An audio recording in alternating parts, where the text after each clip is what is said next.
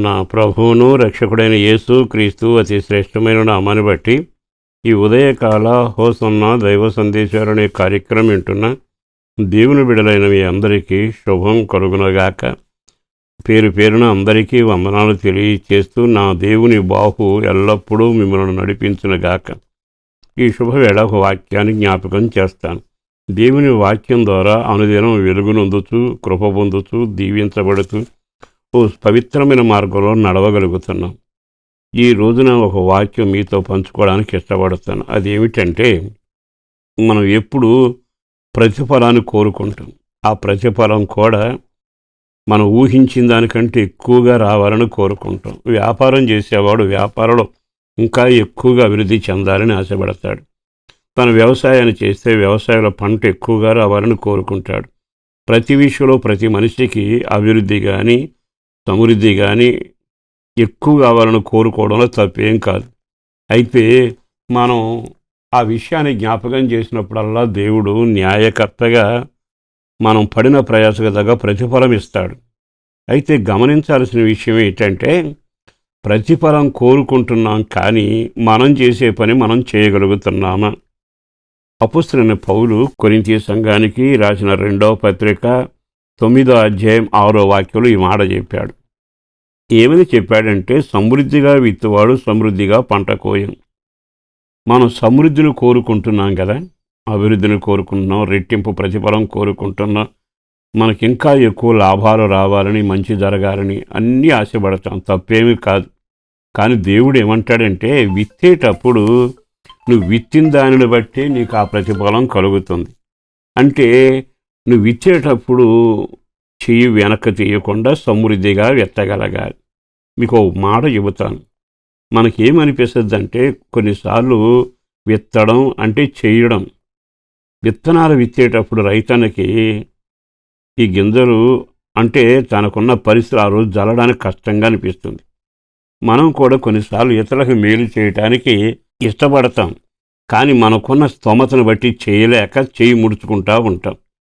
కానీ బైబిల్ అనే మాట ఏమిటంటే, విత్తేటప్పుడు సమృద్ధిగా విత్తు, అప్పుడు పంట కూడా సమృద్ధిగా ఉంటుంది.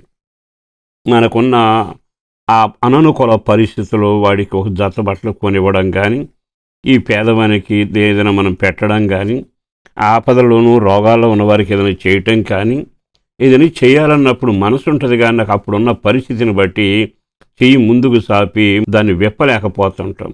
అంటే అర్థం ఏంటంటే, పరిస్థితుల ప్రభావం. నేను చెప్పేది మీరు కొంచెం గమనించగలిగితే, చెయ్యాలని మనసు ఉంటుంది. కానీ అట్టి పరిస్థితుల్లో నాకండి చేతి నిండా ఉంటే ఎంతైనా చేయగలనండి అనే మాట అంటాం. కానీ మన వ్యక్తిగత జీవితంలో నీ పరిస్థితులు ఎలా ఉన్నా విత్తే మనసున నీవు సమృద్ధిగా విత్తడం నేర్చుకుంటే, అంటే ఎలా? ఆ రోజున దైవజనుడు మార్గాన వెడుతూ ఆ గవిని వెలపట పొలలు ఏరుకుంటున్న ఒక అమ్మని పలకరించి స్త్రీతో, అమ్మ తాటాను నీళ్ళిస్తావా అని అడిగాను. తీసుకురావటానికి వెళ్ళబోతుంటే, కాదమ్మా ఆకలితో ఉన్నాను, ఓ రొట్టె ముక్క పెట్టుతావా అని అడిగాను. అన్ని ఇంటికి వెళ్ళి రొట్టె ముక్క తెచ్చిపెట్టు అని అడిగి ఆమె అంటుంది కదా, అయ్యా నిజమే చెబుతున్నాను, కరువు దేశాన్ని ఏలుతుంది, కొంచెం పిండి కొద్దిగా నూనె, అది నాకు నా కొడుకు సరిపోతుంది, ఇక రేపని ఆశ నాకు లేదయ్యా అంటూ చెబుతూ తన వాస్తవాన్ని చెప్పింది. కానీ ఈ దైవజనుడు అంటాడు, కాదమ్మా మొదట చేసి తీసుకురా అని. అప్పుడు ఆమె తీర్మానం చేసింది, పోన్లే నాకు లేకపోయినా ఆయన పెడదామని ఉద్దేశం చేత సమృద్ధిగా ఉంటే ఒకటి అడిగితే 2 చేయగలదు, కానీ లేదుగా అక్కడ. కానీ వెళ్ళి ఆ పని చేసి మొదట అప్పం తీసుకొచ్చి అతగాడి చేతిలో పెట్టింది. తర్వాత తాను భోంచేసి వాళ్ళని దీవించి ఆ ఇంటికి వెళ్ళాక 3.5 సంవత్సరాలు పైనుండి చినుకుబడలేదు, పంట రాలేదు, పచ్చదనం లేదు. కానీ అంతటి కరువు కాలంలో వాడు ఎంత క్షేమంగా బ్రతకగలిగారు. ఉండి చేయడం వేరు, ఉన్నదానిలో చేయడం వేరు. ఈ మాట విన్నాక ఎంత ఆశీర్వాదం నువ్వు విత్తడంలోనే ఉంది. అంటే నీ గుప్పిలు ఎప్పుడు విప్పడానికిని అనుకూలంగా ఉంటే కాదు, అననుకూల పరిస్థితిలో కూడా. దైవజనుడు చెప్పిన మాటే గాక యేసు చెప్పారుగా, నీ 2 అంగీలు ఉంటే ఒకటి ఇచ్చేసే అంటాడు. అంటే అర్థం ఏంటంటే, ఉన్న దాంట్లో చేయగలగడం.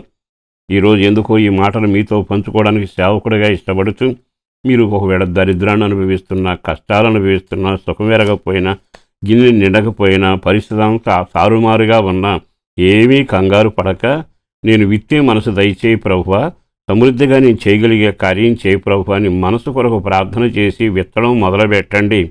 మీ పంట సమృద్ధిగా మీరు అనుభవించేట్టుగా ప్రభు చేయబోతా ఉన్నాడు. పరిశుద్ధుడను ప్రేమాముడిన ప్రభు వందనాలయ. అపారమైన నీ ప్రేమ కొరకు ధన్యవాదాలు. చేసిన మేలు కొరకు, చేయబోతున్న కార్యాల కొరకు వందనాలు.